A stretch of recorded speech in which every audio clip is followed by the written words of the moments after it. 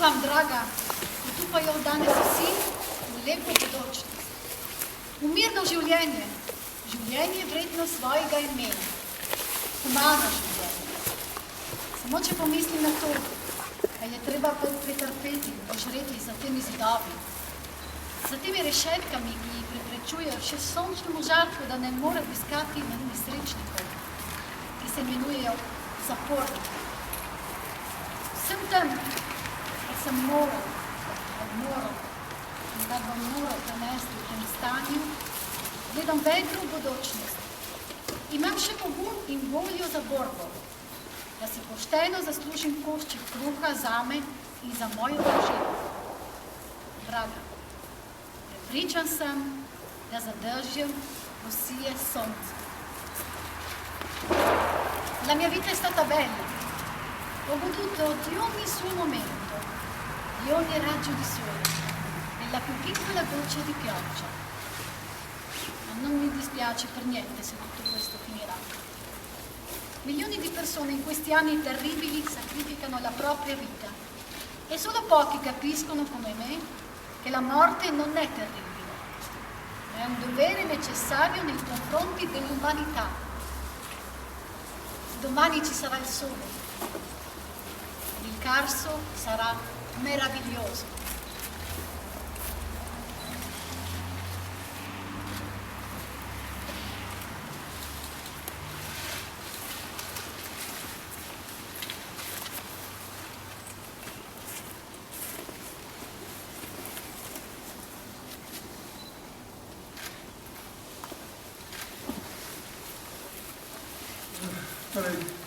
Lep pozdrav in zahvala vsem, ki ste začutili potrebo, da se kljub ukrepom proti tej pandemiji udeležite te svečanosti in poteka seveda v nižjem tonu. In poteka, kot vidite, v nekoliko spremenjenem videzu. Po tolikih desetletjih je bil končno storjen korak naprej. Hvala tudi Piroškemu županu Lipjaci, čeprav ta pak miru, ki mu pravimo, kot mu pravimo, še zdaleč ni takšen, kakšnega smo si zamislili in kakšnega smo načrtovali. Upamo, da vsaj prihodnje leto, ko bomo proslavili 80-letnico ustanovitve petih migrantov, vendar da storimo še kakšen korak naprej. Un saluto e un grazie a tutti voi che avete avvertito nonostante i provvedimenti contro la pandemia il bisogno di essere presenti a questa commemorazione che si svolge evidentemente intorno al 9 e si svolge, come vedete, in un ambiente un po' diverso come eravamo abituati. Dopo decenni è stato fatto finalmente un passo avanti grazie anche all'interessamento del sindaco di Piazza, anche se purtroppo questo tanto della pace come chiamiamo è ben lungi da come lo abbiamo immaginato e progettato. Speriamo che il prossimo anno, con il 80° anniversario, sarà fatto un ulteriore passo avanti. Presidente to leto, kar so na tem mestu ustrelili Viktorja Dobka, Simona Kosa, Ivana Ivančiča, Pika Tomašiča in Ivana Bardana, ki jih je posebno fašistično sodišče obsodilo na smrt na drugem procesu. Že 79 let se predajemo spominu, da bi iz teme preteklosti izluščili žale upanje. Quest'anno ricorre il 79° anniversario della morte di Viktor Bobek, Simon Kos, Ivan Ivančić, Pika Tomašić e Ivan Bardana, condannati a morte dal Tribunale Speciale Fascista al secondo processo di Trieste. Dopo 79 anni ci affidiamo alla memoria per trarre dal buio del passato un raggio di speranza per il futuro. Conveniamo che amici mussolini nella minuto palazzo. Onoriamo la loro memoria con un minuto di silenzio.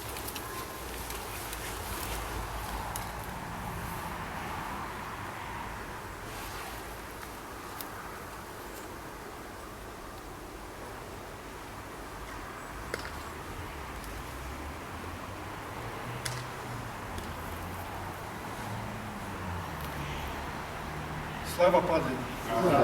Gloria ai caduti. Darei adesso la parola per un breve saluto al presidente dell'ANPI di Este, Fabio Radon. Sì, molto brevemente, anche per non rubare spazio all'oratore ufficiale e per non ripetere le cose che Dusan Cazza ci ha ricordato. L'altro anno eravamo in tanti, qua quest'anno per colpa della pandemia la manifestazione si svolge senza pubblico, senza le normali partecipazioni, però abbiamo ritenuto doveroso farla anche quest'anno. Poi per la prima volta, come anche stiamo provando a registrare e cercheremo di mandare sul nostro, credo questa sera dovremo riuscire a mandare sul nostro sito, sulla nostra pagina Facebook il filmato di oggi, sperando che funzioni tutto quanto. Non siamo molto esperti di queste cose qua, è un primo esperimento, ma magari se riusciremo a fare avanti queste cose potrà essere utilizzato anche per altre volte. È doveroso ricordare questi 5 caduti perché segna anche in qualche maniera la specificità della lotta di liberazione in queste nostre terre che rispetto ad altre parti nazionali è cominciata già appunto nel 1941 e non soltanto dopo l'8 settembre del 1943. La commemorazione di oggi vuole ricordare appunto l'unità tra italiani, sloveni e croati ovviamente nella lotta all'antifascismo, che deve essere la linea guida anche per oggi rispetto a ritornare in auge dell'odio, a ritornare in auge dei disvalori che sono propri del fascismo, del nazismo, quindi dell'egoismo, prima qualcuno e dopo gli altri, e non essere invece valorizzare la ricchezza plurinazionale, pluriculturale, plurilinguistica di queste terre. Quindi ancora una volta grazie, ancora una volta gloria e onore ai caduti che ci hanno permesso oggi di essere qua. Poi ci auguriamo che il prossimo anno, con l'80°, passata questa pandemia e con i lavori che stanno pian pianino procedendo in questa storia infinita del Parco della Pace, riusciremo a fare qualcosa di più bello e più dignitoso per ricordare quanti hanno immolato la propria vita per dare a noi la libertà. Grazie a tutti. Grazie. Prima di dare la parola all'oratore ufficiale storico Flavio, vorrei leggervi una lettera che ci ha mandato il presidente dell'Associazione Franchi d'Italia di Villorba, cioè il presidente Sergio Amadio di Villorba, che come sapete ogni anno era presente alle nostre commemorazioni, quest'anno purtroppo non sono potuti venire. Comunque Villorba, dove come sapete sono stati sepolti i 5 fucilati e dove c'è anche un bel monumento alla loro memoria. Così scrive Amadio: carissime amiche e carissimi amici, le restrizioni che ancora accompagnano questa terribile pandemia non si allentano, per cui quest'anno non potremo essere con voi al poligono di Opicina per ricordare Viktor Bobek, Ivan Ivancic, Simon Kos, Vinko Tomasic e Ivan Varnaj, i 5 martiri antifascisti. Non per questo viene meno la nostra partecipazione e la nostra vicinanza a voi, loro eredi morali, e la condivisione degli ideali di libertà, di democrazia e difesa della cultura della comunità di cui erano parte. Ci auguriamo con tutto il cuore che la restituzione alla comunità slovena del Maro di Don, avvenuta lo scorso 13 luglio alla presenza altamente significativa dei Presidenti della Repubblica d'Italia e di Slovenia, sia un passo determinante per la pacificazione definitiva tra la vostra comunità e quella italiana. Bisogna lavorare insieme perché ciò che è avvenuto sia definitivamente consegnato alla storia, non per essere dimenticato, ma perché serva da monito a coloro che oggi vogliono minimizzare certe manifestazioni che riportano a quel tempo e che trovano terreno di cultura proprio in quei nazionalismi che hanno guidato coloro che hanno sentenziato la condanna di 5 martiri che oggi vi ricordiamo. Sono profondamente convinto sia necessario utilizzare le nostre energie verso il superamento dei recinti nazionali, sia fisici che culturali, e la realizzazione di un'Europa unita. Spero che le risposte che la comunità europea sta mettendo in campo per l'attuazione dei problemi legati alla pandemia serva ad aprire le menti, anche le più retrive, convincendo tutti che l'obiettivo a cui tendere è quello di mettere al bando interessi particolaristici, privilegi e miopi esercizi di sovranità per garantire alle future generazioni un avvenire di pace e di benessere. Un forte abbraccio e tanti auguri di serenità, pace e di salute da parte mia e di tutti i fanti e le patronesse di Villorba per un 2021 che riesca a cancellare presto il triste lascito del 2020. Sergio Amadio, che ringraziamo, siamo zahvaljujemo. Bi sedaj predal besedo slavnostnemu govorniku, zgodovinarju Borutu Klabjanu. Dora la parola, oratore ufficiale, storico Borut Klabjan. Hvala. Hvala, lep pozdrav vsem prisotnim. Prav zaradi posebnih razmer letošnje proslave se mi je zdelo primerno, da če že poteka vse skupaj tako bolj omejeni obliki, se mi je zdelo primerno, da bo vsaj govor pa več nekako zapolnil ta manjko, vsaj upam, da bo tako. In se navezujem na besede, ki so bile pravkar povedane, da naslednje leto bo namreč okrogla 80. obletnica procesa, na katerem je sodišče, ki se je sestalo v Trstu decembra 1941, izreklo številne večletne zaporne kazni in 11 smrtnih obsodb. Izvedli so jih 5, kot veste, in prav obletnica nam ponuja priliko, da se vprašamo o zgodovinskem okviru in o razlogih, ki so privedli do procesa in posledične usmrtitve. Teklo je leto 1241, ko je na evropskih tleh že nekaj časa divjala nova vojna svetovnih razsežnosti. Če so evropske sile špansko morijo uspele omejiti na Iberski polotok, italijansko odpravo v Etiopijo pa za silo skrile pod preprogo gospodarskih sankcij, prekomerno širitev nacistične Nemčije, ki je po Avstriji in Češki napadla še Poljsko, niso mogle več tolerirati. Septembra 1939 je vojna postala svetovna. Od takrat dalje je bilo legitimno ubijati. Zanimivo, kako ljudje lažje opravičujejo boj v vojnem času, to je, ko razmeroma ozka skupina osivelih moških sklene, da je čas za vojno. In posledično, da je umor bolj sprejemljiv zaradi teh ali onih vojnih ciljev. A o tem morda kdaj drugič. Tokrat bi rad poudaril, da bi bilo zmotno misliti, da sta se nasilje in represija, kot je bila smrt Tinka Tomačiča in tovarišev, pričela z drugo svetovno vojno. Čeprav ne gre za linearni proces, so bili normativni ukrepi prepleteni z arbitrarnim zapiranjem, s konfinacijami, mučenjem in ustrelitvami, stalnica vse od italijanske okupacije tega prostora dalje. Dobro vemo, da je bila Italija približno od sredine 20 let dalje totalitarna diktatura, ki je verjetno svojo najbolj represivno plat pokazala prav v naših krajih. Ali si se podredil, ali te je režim uničil. Mnogi so se s tem stanjem sprijaznili. Mnogi so ga tudi pozdravljali. Tomažič in na desetine drugih, ki so bili obsojeni, se s takim stanjem niso strinjali in svoje nestrinjanje plačali življenjem.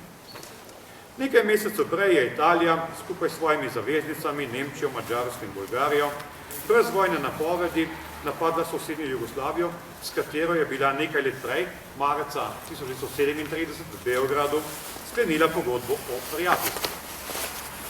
Italijanska vojska je aprila 1941 brez večjega odpora prodrla do Ljubljane, jo zasedla in si jo priključila skupaj z drugimi deli Dalmacije in Črnogora. Raziskave govorijo prej o začudenju Ljubljančanov, ko so zagledali Bersalerje kot po kakem zagnanem uporu. Nekateri so celo pragmatično računali, da če že morajo izbirati med okupacijskimi režimi, potem raje italijanskega od nemškega. A kmalu se je pokazalo, kako zmotno je bilo njihovo kalkuliranje. Saj se je italijanska okupacijska politika izkazala kratko malo za neprimerno in vojska je svojo nesposobnost nameravala nadoknaditi z represijo in z nasiljem. Množični poboji, streljanje talcev, posilstva, izseljevanje v taborišča na tisoče nedolžnih družin z otroki vred so kmalu zaznamovali slovensko vojno izkušnjo. Če parafraziram verjetno največjega poznavalca tistega časa, Toneta Ferenca, še vse do danes nismo prešteli vseh vasi, ki so jih požgali italijanski vojaki. Kot je prepričljivo dokazal zgodovinar Osti Guerazzi, ni šlo za početje kakšne osamljene enote fanatičnih črnostrajčnikov, temveč za tesno in neločljivo sodelovanje z redno vojsko. Na podlagi teh raziskav nam je še bolj jasno, zakaj je moral Pinko Tomažič umreti. To ne pomeni samo, da je moralo biti zaledje okupacijske cone čisto. Če po 20 letih vladanja so še obstajali Tomažiči, to kaže na dejstvo, da sta italijanska država in fašistični režim svojo nesposobnost upravljanja nameravali nadoknaditi z brutalnim nasiljem, kot je za druga okolja italijanske okupacije dokazal Davide Rodoni. Kako se jim je tako početje maščevalo, se je pokazalo v naslednjih letih, ko so v bistvu dosegli čisto obratni učinek. Namesto, da bi ljudi prestrašili, so dosegli to, da se jih je vedno več zateklo k uporu ali pa ga vsaj idejno podprlo in na tak način nadaljevalo delo Pinka Tomažiča. Zanimivo je ugotoviti, kako se podobni mehanizmi kažejo tudi v povojnem času in v posthumnem boju za spomin na Pinka Tomažiča, na upor in na drugo svetovno vojno. Razlaga o politični rabi zgodovine bi zahtevala bistveno več prostora, pa dovolite mi, da sklenem z ugotovitvijo, da zaradi ambivalentnosti države pri obravnavanju zgodovine to vodi do represije spomina na tisti čas. To, da po 80 letih država, ki izrecno v svoji ustavi temelji na antifašizmu, ni bila sposobna omogočiti ureditve spomenika Tomažiču in tovarišem, ni samo tragikomično, ampak zahteva poglobljeno analizo. Jasno je, da se ni mogoče zatekati k izgovoru o dolgoročni birokraciji. To prej kaže na odklonilni odnos do Tomažičeve izkušnje in na težave, ki jo ima italijanska družba s priznavanjem lastne odgovornosti v času fašizma in druge svetovne vojne. Čeprav na tem še delam, imam občutek, da si država s tem dela mačjo uslugo. Tako početje razjeda in spodkopava verodostojnost države. V svojih raziskavah namreč ugotavljam, da ta načrtna spominska nejasnost na to rezultira v izgubi kredibilnosti državnih institucij. V času, ko nas zapuščajo še zadnje neposredne priče na drugo svetovno vojno, načrtno izogibanje širšim vprašanjem o razlogih za vojno in razlogih za upor ni dobro. To ni dobro za državo, še manj pa za lokalno okolje, ki si ne želi priznati, da če bi ne bilo Pinka Tomažiča, njegovih tovarišev in takih, ki so se prej in potem uprli fašistični politiki, je sploh vprašanje, ali bi lahko govorili o uporu v Trstu oziroma kakšen bi to bil. To bi hkrati odprlo vprašanje o tem, kdo se je uprl in kako, in o tem, kdo je podpiral fašiste, ter kdo je sodeloval z nacisti. Seveda to predstavlja problem. Problem, ki ni povezan samo z vprašanjem zgodovine in druge svetovne vojne, temveč z vprašanjem sedanjosti in prihodnosti tega mesta in celotne mestne družbe. Prihodnost mesta namreč ni odvisna samo od morebitnega prostocarinskega pristanišča ali termalnega bazena, temveč predvsem od tega, ali se bomo v tem mestu vsi počutili enakovredni člani skupnosti z enakimi pravicami. Hvala. Adesso concedetemi di un paio di parole anche in italiano che si legano a quello che è stato detto precedentemente. Come l'anno prossimo, dal 30° anniversario del processo dopo il quale il Tribunale Speciale, insediatosi per l'occasione a Trieste, nuovamente, aveva concluso il proprio lavoro con lunghe pene detentive e 11 condanne a morte, di cui poi ne vennero eseguite 5. Beh, proprio questo anniversario ci dà l'occasione di riflettere sul contesto storico e sulle cause che hanno portato ad un processo di tali dimensioni e con un finale così tragico. Correva l'anno 1941, quando in Europa era già in pieno corso il secondo conflitto mondiale. Il nazista aggiunse la Polonia ai territori austriaci e boemi già occupati dall'anno prima. Nel settembre del 1939 la guerra divenne mondiale e ufficiale. È interessante constatare come la gente sembri propendere che l'idea di uccidere qualcuno sia più accettabile in tempo di guerra, cioè in una situazione in cui una schiera relativamente ristretta di uomini, di solito già in là con gli anni, decide che è giunta l'ora di combattere. Ma di questo magari parlerò un'altra volta. Oggi invece mi preme sottolineare che sarebbe sbagliato pensare che la violenza e la repressione, come fu appunto il processo contro Tomašić e compagni, ebbero inizio con la guerra mondiale. Sebbene non si tratti di un processo lineare, l'intreccio tra norme giuridiche, incarcerazioni arbitrarie, confinamenti, torture e fucilazioni furono caratteristiche che si susseguirono già dall'occupazione italiana dell'area Alto Adriatico, dopo la fine della Prima Guerra Mondiale, in poi. Ciò divenne esplicito soprattutto dalla metà degli anni '20, da quando l'Italia divenne una dittatura totalitaria che probabilmente dimostrò il suo carattere più repressivo proprio in questi luoghi. Chi non si sottometteva al regime veniva eliminato. Molti si adeguarono, molti altri lo salutarono con favore. Tanti erano fascisti. Tomašić e molti altri non si allinearono e pagarono con la vita il proprio disaccordo. Alcuni mesi prima, in aprile, l'Italia, insieme alle alleate Germania, Ungheria e Bulgaria, senza una dichiarazione di guerra, attaccò la vicina Jugoslavia, con la quale nel marzo del 1937 aveva stretto un patto di amicizia. L'esercito italiano avanzò indisturbato fino alla capitale Lubiana, la occupò e la annesse con il nome di provincia di Lubiana. Le fonti, più che di eroici atti di resistenza, parlano dell'incredulità della popolazione locale nel vedere le penne nere occupare la loro città. Alcuni credevano pragmaticamente che occupazione per occupazione fosse meglio quella italiana di quella tedesca. E se ciò poteva valere per le prime settimane, ben presto si dimostrò che tali calcoli erano assolutamente prematuri. L'esercito italiano tentò di sopperire all'incapacità della propria politica di occupazione con la repressione e la violenza indiscriminata. Uccisioni sommarie, rastrellamenti, fucilazioni di civili, stupri, incarcerazioni di massa di migliaia di famiglie inermi, donne e bambini compresi, hanno caratterizzato l'esperienza di guerra della popolazione. Se prende in prestito un passaggio del miglior conoscitore del tema, Tone Ferenc, fino ad oggi non si è ancora riusciti a quantificare tutti i villaggi bruciati dall'esercito italiano. Come ha poi confermato un altro storico, Osti Guerrazzi, non fu il caso isolato di qualche unità di fanatiche camicie nere, ma di una collaborazione stretta e continua con l'esercito regolare. Sulla base di queste ricerche ci diventa ancora più chiaro perché Pinko Tomašić e compagni dovettero morire.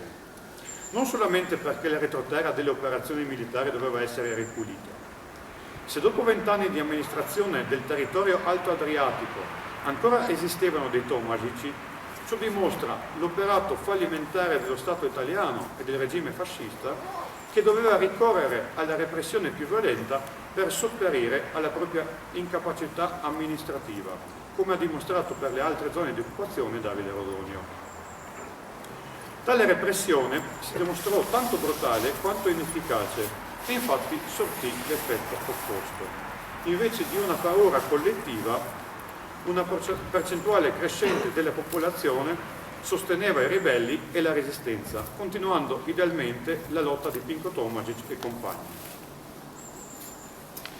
Interessante è notare che meccanismi simili siano all'opera anche nella lotta postuma per la memoria di Tomašić, della resistenza e della Seconda Guerra Mondiale.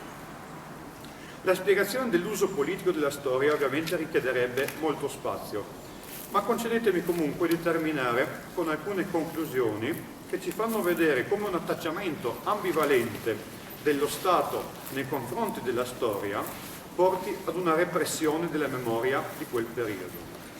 Il fatto che dopo 80 anni lo Stato, che si fonda esplicitamente sull'antifascismo, non sia stato capace di permettere la messa a punto di un monumento in memoria di Tomašić e compagni, non è solo tragicomico, ma si presta ad un'analisi più profonda.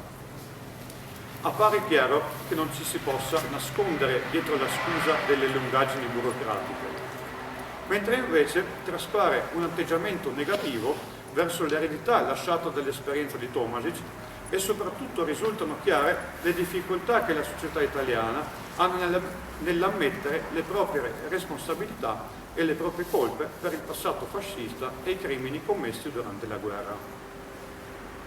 Facendo ricerche in questo ambito ho come l'impressione però che lo Stato italiano in questo modo non si stia facendo un favore.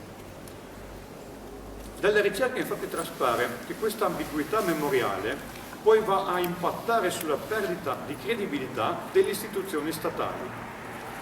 E di questi tempi in cui ormai ci stanno lasciando gli ultimi testimoni diretti della guerra, evitare di discutere sui temi delle cause della guerra e delle cause della resistenza non credo sia un bene. Non è un bene per lo Stato italiano, ma lo è tantomeno per la società locale, dove non si vuole ancora ammettere che se non ci fossero stati Pinko Tomašić, i suoi compagni e quelli che hanno in varie forme combattuto il fascismo, si pone legittima la domanda se avremmo potuto parlare di una resistenza a Trieste e di che tipo di resistenza.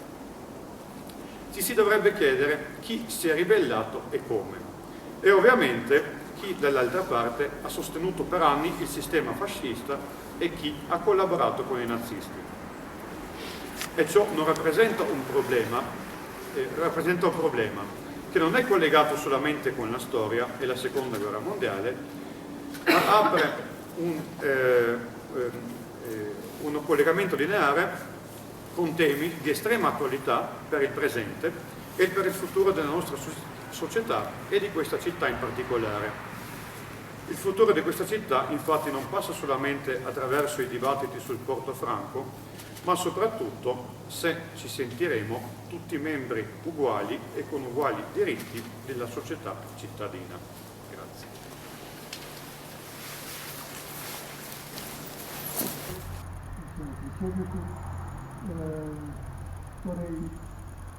Izrazila sam želju da bi leto čim probimo in da bi novo leto prineslo nekaj boljšega, kot smo doživeli. Želim vsem dejavci srečno. Allora ringrazio tutti per essere venuti, ringrazio per la partecipazione a Tatiana Malaran, all'autore, al Presidente, anche Gorniki, e auguro a tutti che l'anno che sta per venire sia un po' più migliore di quello che stiamo lasciando. Grazie. Allora.